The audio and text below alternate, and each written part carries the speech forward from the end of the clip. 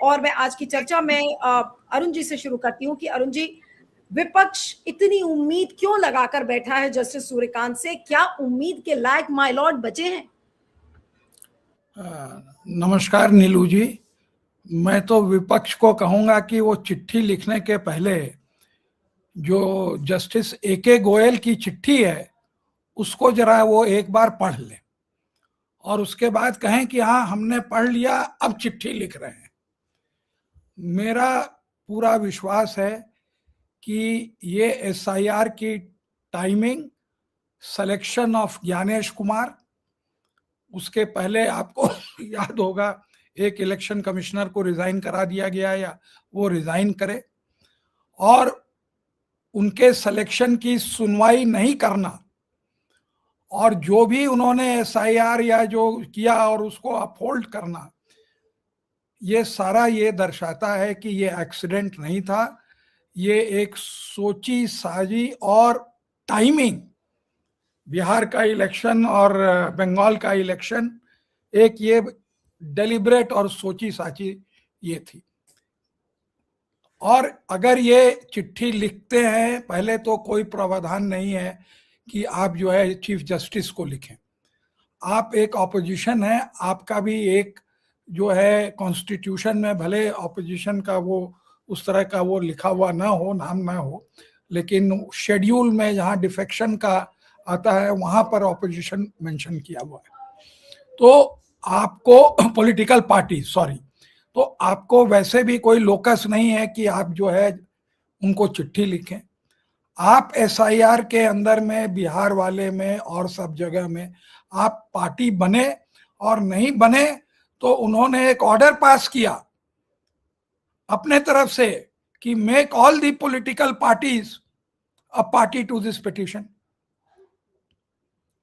आपकी बातें वहां सुनी गई, नहीं सुनी गई, बेईमानी हुआ, देश में असंतोष वो बढ़ा जा रहा है और आप इलेक्शन में और भी मार्जिन से पिट रहे हैं। मतलब कि ऑपोजिशन जो है वो उसको कम सीटें आ रही हैं जबकि एंटी इनकम्बेंसी है और सब तरह का वो है। तो ये क्या दर्शाता है? इलेक्शन रिगिंग कोई इंडिया में नहीं हो रही है। आप अमेरिका में भी चले जाइए, वहां भी जुडिशियल प्रोटेक्शन मिलता है। वहां पर एक जस्टिस हैं क्लैरेंस थॉमस, एक हैं वहां पे कैवेनॉग। ये लोग जो हैं, जो भी डिलिमिटेशन ये सब होता है वो जो है रिपब्लिकन के फेवर में ऑर्डर पास करते हैं। वही हालत यहाँ पे है। जो अपॉइंटमेंट में अगर गड़बड़ी होगी और अगर ये आपको लगता है कि ओपनली जो है भाजपा का वो पक्ष लिया जा रहा है कोर्ट के अंदर में, तो आपको क्या जरूरत है ये सब करने की? इससे बढ़िया आप इलेक्शन मत लड़िए, लोगों को डिमोरलाइज मत करिए, हताश मत करिए, क्योंकि लोग पहचान रहे हैं कि क्या क्या गड़बड़ी है। इससे बढ़िया मैं बताता हूं कि जो इलेक्शन के ऊपर निगरानी रखते हैं, जिन लोगों ने पूरे प्रोसीजर को स्टडी किया हुआ है, उनसे आप समझिए कि किस किस जगह में किस किस तरह की बेईमानी हो रही है और उसको आप लिस्ट करिए। सबसे पहले तो जो इलेक्ट्रल रोल बन रहा है उसमें बीएलए, मतलब कि पन्ना प्रमुख को लगा के वोटर की प्रोफाइलिंग होके कंप्यूटर से इस तरह से वोट काटा जा रहा है जिससे कि भाजपा को 5 से 10% का एडवांटेज हो। ये पहली रिगिंग है। दूसरी रिगिंग है कि इलेक्शन के समय में आप ओवरवेलमिंगली जो ऋण देने वाले इस तरह के लोग, उनको आप एंट्री अलाउ करते हैं, अनऑथराइज्ड लोगों को। आप वहां का कैमरा जो है स्विच ऑफ कर देते हैं या उसकी आप रिकॉर्डिंग नहीं देते हैं। वहां पर आप जो टाइमिंग है वोट का, उसके बाद भी आप वोटिंग अलाउ करते हैं, वोटिंग के बाद परसेंटेज बढ़ता है। ये सारी चीज में कोई भी ट्रांसपेरेंसी ये लाने को तैयार नहीं है। और जब वीडियो रिकॉर्डिंग मांगी गई तो उसका इन्होंने कानून ही बदल दिया। तीसरा आप चले आइए, जब सिंबल लोडिंग होता है तो उसमें गड़बड़ होता है, क्योंकि वो इंटरनेट से लगा हुआ है, उसमें भी कोई ट्रांसपेरेंसी नहीं है। लोगों को ईवीएम में विश्वास नहीं है, क्योंकि वो दिखता नहीं है कि किसको वोट दिया, किसको आपने नहीं दिया। पर्ची जो है वो गिनी नहीं जाती है, जानबूझ के ये मामला कोर्ट में इतनी बार गया, उसके बावजूद भी इन्होंने कहा ओह एक कॉन्स्टिट्यूंसी में आप 5 ये चुन के जो है आप गिन लीजिए, ईवीएम का वो मिलान कर लीजिए और हो गया। वहां पर रिगिंग है। वोटिंग के समय में बल प्रयोग किया जाता है, माइनॉरिटीज और वंचित लोगों को वोट नहीं करने दिया जाता है, और ये काम चुनाव आयोग प्रशासन से मिल के कर रहा है, जिसका कि लोगों के पास एविडेंस है, लोगों ने देखा। इसको कौन रोकेगा? आपको मैं एक एक हर स्टेज पर बता रहा हूं, बेईमानी हो रही है। फिर जब ट्रांसपोर्टेशन हो रहा है उस समय ईवीएम आप बदल देते हैं कि क्या करते हैं, स्टोरेज में आप गड़बड़ करते हैं। उसके बाद लास्ट में जब काउंटिंग होती है तो आप काउंटिंग एजेंट को मार पीट के भगा देते हैं, अपने हिसाब से काउंटिंग करते हैं, उसकी वीडियो आप नहीं प्रोड्यूस करते हैं, और उसको कभी कभी वो कैंडिडेट, हारे हुए कैंडिडेट को आप जो है जिता के उसको सर्टिफिकेट दे देते हैं। अब इतने प्रोसीजर की जो चोरी हो रही है, जो लोगों ने देखी है, जो लोगों ने शिकायत की है, और फिर अपना कमांडो होम मिनिस्ट्री लगा के आप चुनाव करते हैं, तो आप जो है आर्मी लगा के उन्हीं से वोट करवा लीजिए। तो अगर आप देखिए, ये एक इंक्रीजिंग ट्रेंड है हर डेमोक्रेसी में वोट चोरी करना। आप स्पेशली आप साउथ एशिया या रिसेंट डेमोक्रेसीज में चले जाइए तो कोई भी देश में ऐसा नहीं हो रहा है कि नहीं हो रही है। आप अमेरिका में चले जाइए, वहां हर स्टेट लेवल पर यही काम हो रहा है। अगर आप ये सारी चीजों को कैटलॉग करके आप एक पिटीशन डालिए, जॉइंट, कोई ये चिट्ठी उट्ठी लिखने की जरूरत नहीं है, और उसमें एक रिक्यूजल का पिटीशन डालिए, कारण बताइए कि जस्टिस ए.के. गोयल के चिट्ठी के कारण हम आपसे नहीं उम्मीद है कि आप हमको इसमें जस्टिस दे रहे हैं, आप जो है उनका वो कर रहे हैं, और उसके बाद उसकी हियरिंग करवाइए सुप्रीम कोर्ट में, जो कि न्यूट्रल जजेस करें।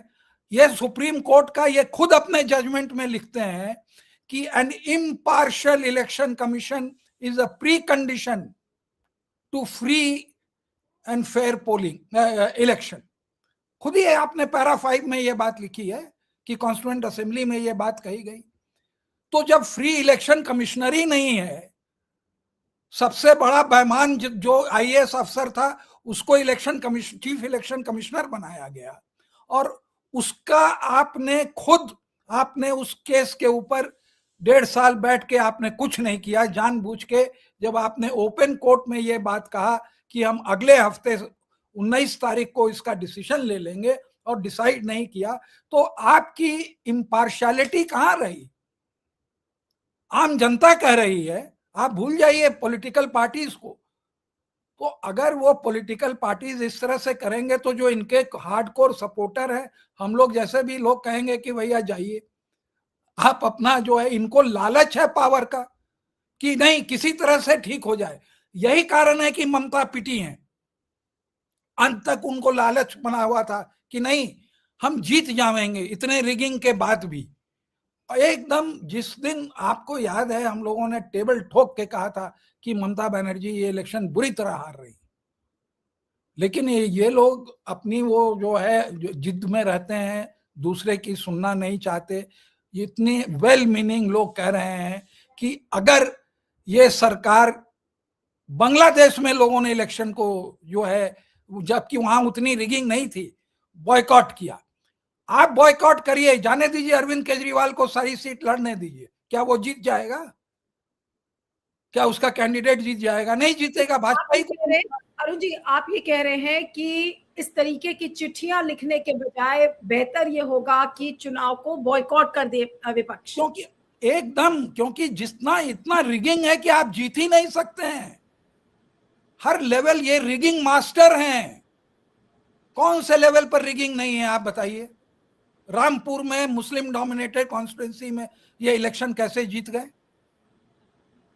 बल का प्रयोग होता है, पैसे का प्रयोग होता है, पर पैसा देख रहे हैं।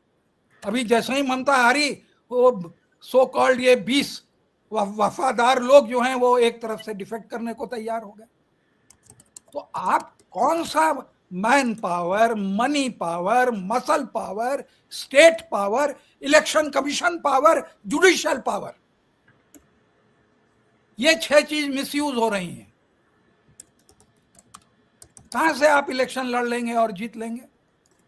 और जब तक इनको बुद्धि जब तक नहीं आती, कर्नाटक में रिगिंग हुई, आपकी सरकार है, 2.5 साल में तो आप कुछ पकड़ नहीं पाए, पकड़ना नहीं चाहते हैं।